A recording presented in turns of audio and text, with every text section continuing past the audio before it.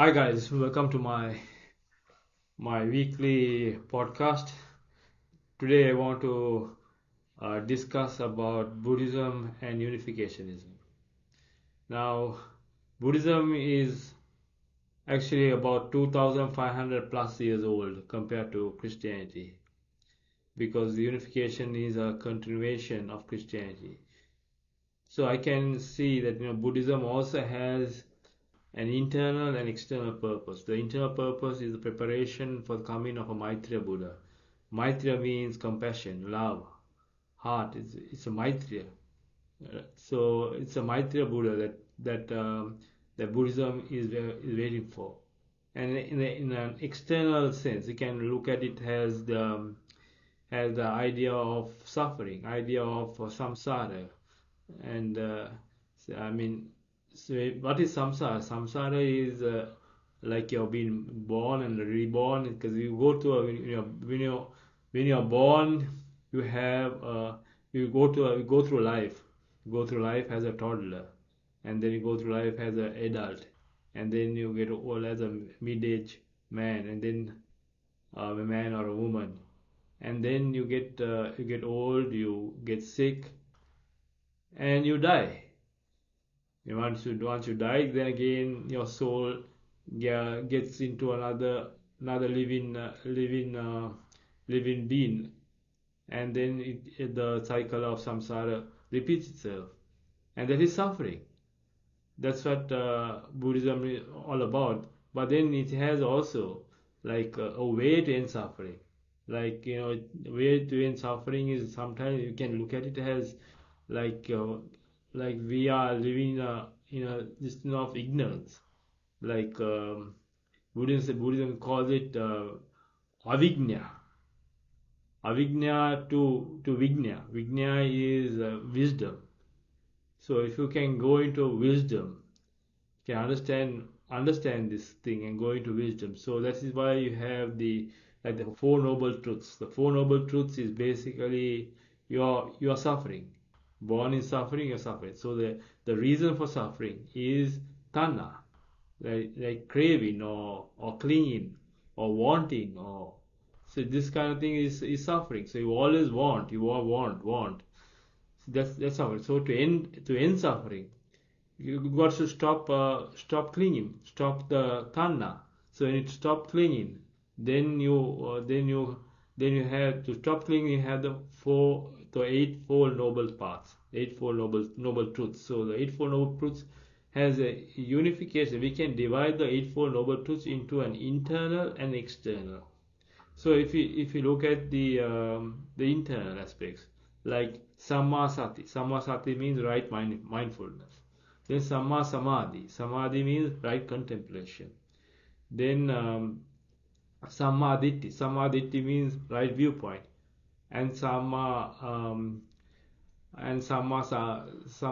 sankappa means right intention. Those are all internal.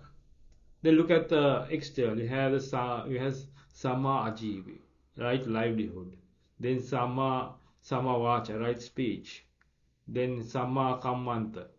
Sama kammanta is right action. And then you have some right action and sama um, right action, right effort. Right effort is sama kammanta and sama kriya, I think, is right action. So this is how the eightfold noble path can be divided, like internal and you have external, and they are not separate from each other, like the mind and the body. So the body is like you do things. So if you have the right viewpoint, you do things. So this is what I can see, trying to put into the right viewpoint. We can understand this in the right viewpoint. So if we have the right viewpoint, then we can either be perfect, and we can achieve that perfection, like Jesus said, in Matthew 5:48, he said, you should be perfect as your heavenly Father is perfect. So what is perfection? Perfection is why, if if you can fulfill your purpose, why you are created, if you fulfill the purpose of creation, or why you are created as a human being, then you can be perfect. So Like we have a if you look at perfection, you have a cup. What is a cup for? Cup is for to drink water or to drink any liquid. So if it serves its purpose, then you can say it's a perfect cup. So it's the same way as mankind can fulfill its purpose. As a man, you can fulfill your purpose. As a good husband, as a wife can fulfill her purpose as a good wife. So that way, can complement each other. Can complement each other, and you can achieve that goal. So the perfection that we talk of is actually the perfection of heart. The perfection of heart is like you have the four great rounds of heart. The four great rounds of heart is you have like a child heart. Right? A child heart is what? A child heart is always, a baby heart is always receiving. It's always receiving love. Then you receive love, and you grow. And when you grow, then you have a brother sister love. You have a toddler, and you have also you are receiving, but you learn to take a little and then give a little. So it's like in a toddler. But when you have a brother sister heart, you tend to give, and also you tend to take. So your heart is maturing. So heart is maturing. But when you are coming to an age where you can produce your offspring, then you get married. You have a conjugal heart. When you have a conjugal heart, then your brother sister relationship, as well as your conjugal heart, your husband or wife relationship also is developing. You fulfill that purpose. Then of course you become a parent. You have a parental heart. Yeah? And when you have a parental heart, is always giving. And then finally you have a grandparents heart. Then finally your physical body will decay, and you go into the spiritual world, and you don't need to come back. You don't, like like in Buddhism, they have a concept like of a arahat and a bodhisattva. Like you have two schools of thought. Like you have the Mahayana. Mahayana means the large vehicle, and you have the Hinayana or the Theravada. It's a large vehicle. So when you look at the large vehicle, you have many denominations. But the Hinayana tradition is quite different, because Hinayana tradition is basically to the elders, and also they say the monk doesn't marry. And in the Mahayana tradition, some sects do marry. But they have also a concept of coming into arahat and a bodhisattva. So in the Theravada tradition, when you become arahat, you don't come back and educate your follower. Go into nirvana. You go into enlightenment. But in the Mahayana sect, you come into a state of very high state. You become a bodhisattva. Bodhisattva, you come back and you start to educate your followers and try to raise them up as well. So in a way, we has a unification is we look it as a more of an able type compared to the Theravada Cain type. So they actually, in the unification thought, we hope that they can unite and bring about unity, and then they can at least create the foundation for the mighty Buddha. So when you think of Jesus' time, when Jesus was born, there was a preparation. If you think of it, because Buddhism was moving towards the west. You're moving towards the east, to west. It's like have like countries like Afghanistan, the Middle East were flourishing with Buddhism, and Buddhist statues and Buddhist kind of relics could have been found in those parts of the world. But it went east when Jesus was crucified. But if Jesus had lived, then they would have recognized as Jesus as the Maitreya Buddha to come. And also the foundation in the Greek world, there were the trio, I can say, of Socrates, Plato, and Aristotle. They were like uh, they were like the gurus in philosophy. So they could have united with they could recognize, because the Messiah comes as a person to be has a it's not like I message. it's a kind of recognition. You have to recognize that he is a special person. He is the savior. So it's a matter of recognition, and that is why we can understand what I can in this podcast, what I try to express to you all is that Rev.Moon has taught this kind of thing, and he has taught this kind of wisdom, so that we can see, we can recognize him. We can recognize him that he is the mighty Buddha, he is the Christ, he is the Kalki out, he is the person that that has that wisdom to bring about the unity of all religions, and that is why the name of the Unification Church was named as the Holy Spirit Association for the Unification of World Christianity. So that was the original name. But later on, when the missionaries went out, and the Christians are the ones who termed the name Unification Church. So this is how we progress, and this is the idea. This is the kind of vision that we have, that religions can go unite together. I mean, there is a saying that anyone who does right in the sight of God can be accepted. So all these quotes that I'm quoting, I'll put it in the descriptions, so that can understand, because we all learn over a period of time. So when we give thought about Buddhism and unification, they can unite and they can create a harmonious world. Like Buddhism says it's a vehicle. Like, for example, for there's the allegory in Buddhism that uh, if a man is shot with an arrow, right? The surgeon attend to that person. If he goes to ask, who shot the arrow, why, what is the arrow made, what is the angle the arrow came from, you know, it will kill the person. What the surgeon has to do, the immediate thing is to remove the arrow, and that is what Buddha talked about, because he came into a culture that had many gods. So he said, you don't know, we don't want the God question. Just let us fulfill our responsibility, and we can remove this kind of suffering. So this is what Buddha taught about. Remove our suffering. That is why he gave the Eightfold Noble Path, which I explained to you about how we can remove the suffering and how we can prepare ourselves. Like it reminds me of the biblical text as well, which it says that blessed are those who wash their robes white, so that they will have the right to the tree of life. So you got to wash your robe white. So if you wash your robe white, so that you will have the right to the tree of life.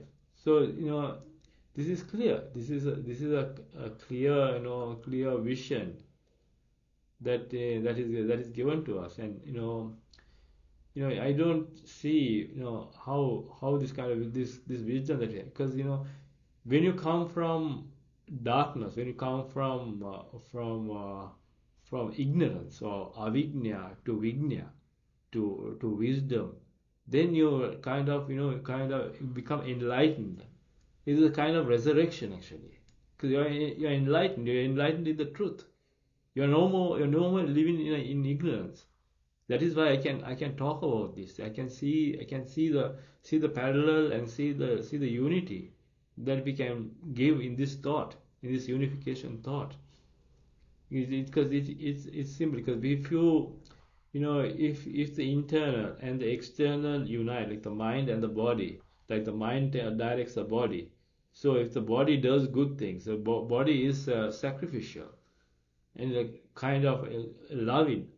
It's sacrificial love. It's like body has sacrificial love, and then the mind is pure. You can know the mind from the body. So in the same way, like if you look at the Eightfold Noble Path, like right contemplation, right? You're contemplating about the word. Like you can take in Christian thought, you can contemplate about the Logos, or contemplating about the Logos became flesh, or contemplating about the Word. So like contemplation.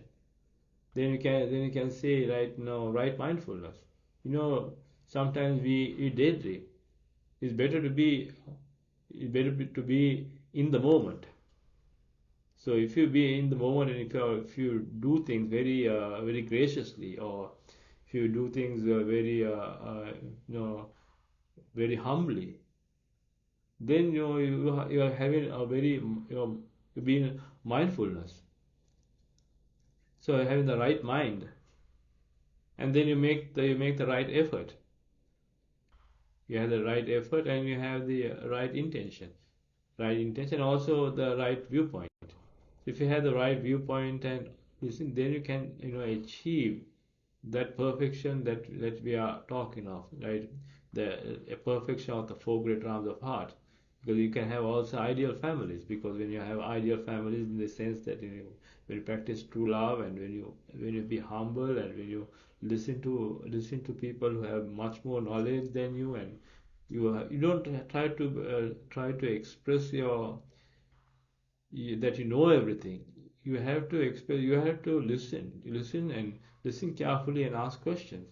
I mean, that is why you can improve. That is why Socrates is a famous person. In He was always asking questions. He always asking people questions. People to think, to not to just accept everything, but to think for themselves. So this is what we have to think. We got to think about the principle. We got to think about what Father's words. We got to think about it. I mean, we think our Father is wrong. He should not. No, we cannot say that. We cannot say that the Father is wrong, or we can say that Jesus is wrong. No, we have to be humble to their word, and we got to understand their word, and so that we can improve ourselves, and we can improve our spirituality, and we can detach ourselves and achieve enlightenment. Because the the physical body is like a casing. It's like it's when it's fulfilled its purpose. It's no, you don't need it. Like it's like a banana peel. When you peel the banana off, you eat the banana.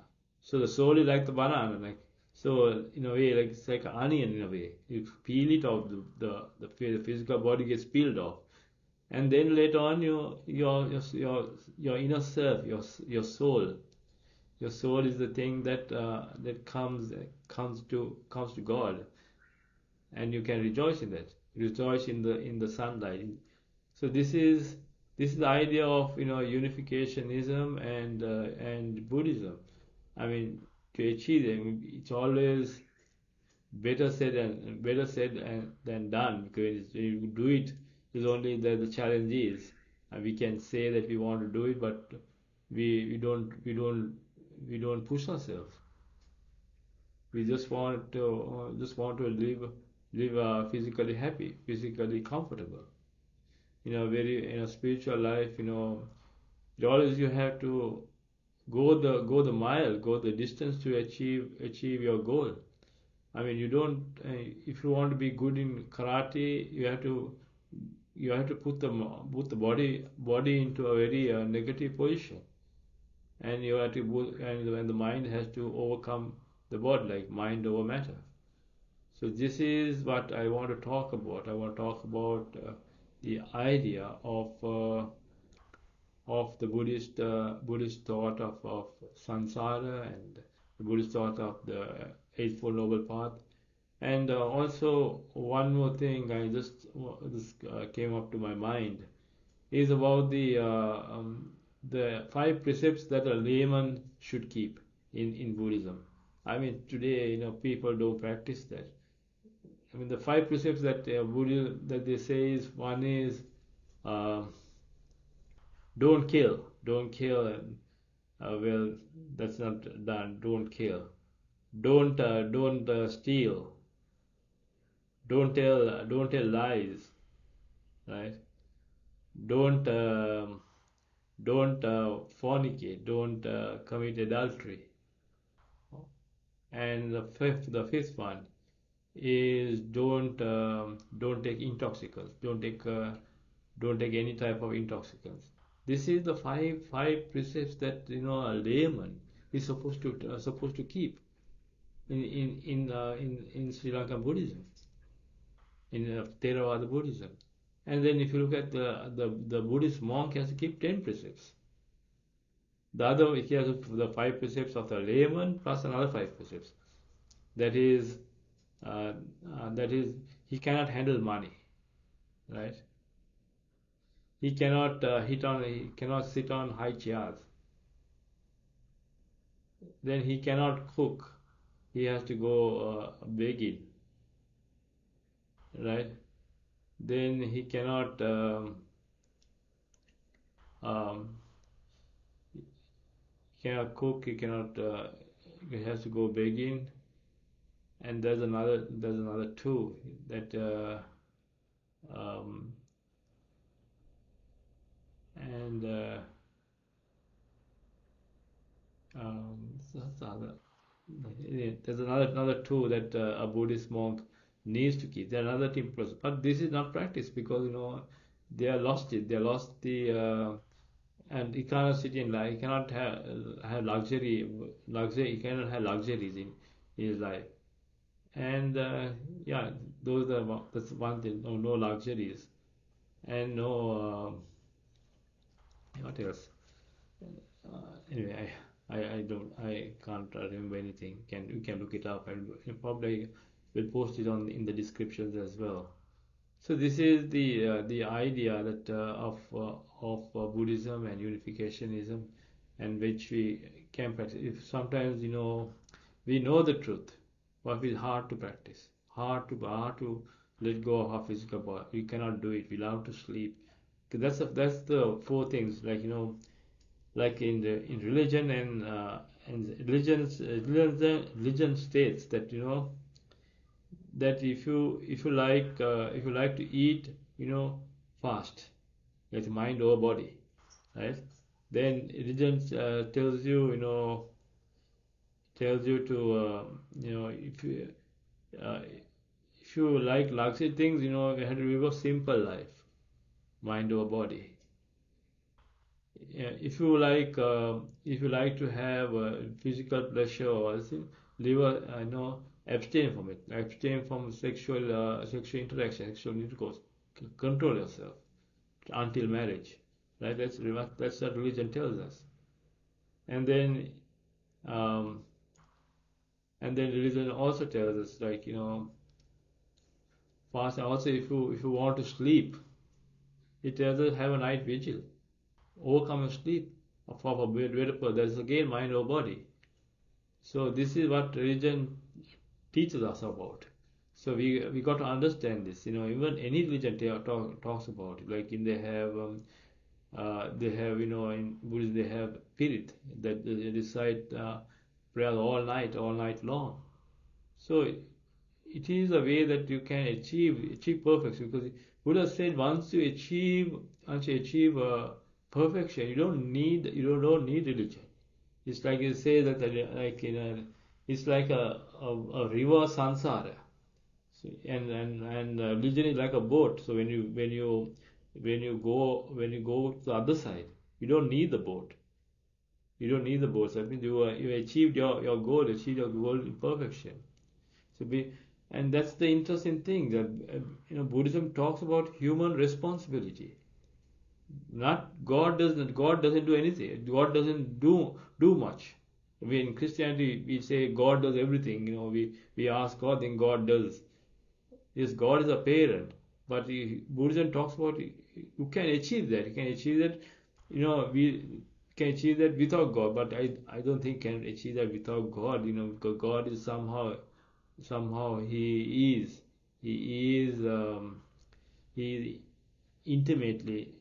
intimately involved in what you are trying to achieve, because something good, something sacrificial that you want to achieve. You want to achieve happiness. You want to achieve the joy in you, joy in happiness, and joy in spirituality. So God, even though you don't invoke God, God is there. This is what I believe. God is there. Buddhism does not believe in God, does not want to talk about God, but God is there. God doesn't want for him to do everything. He wants us to do our portion of responsibility. Like in unification principle, like we say that God does 95% of his responsibility. We have to do 5%, and the 5% is the thing that brings unity. So this is what I want to talk about.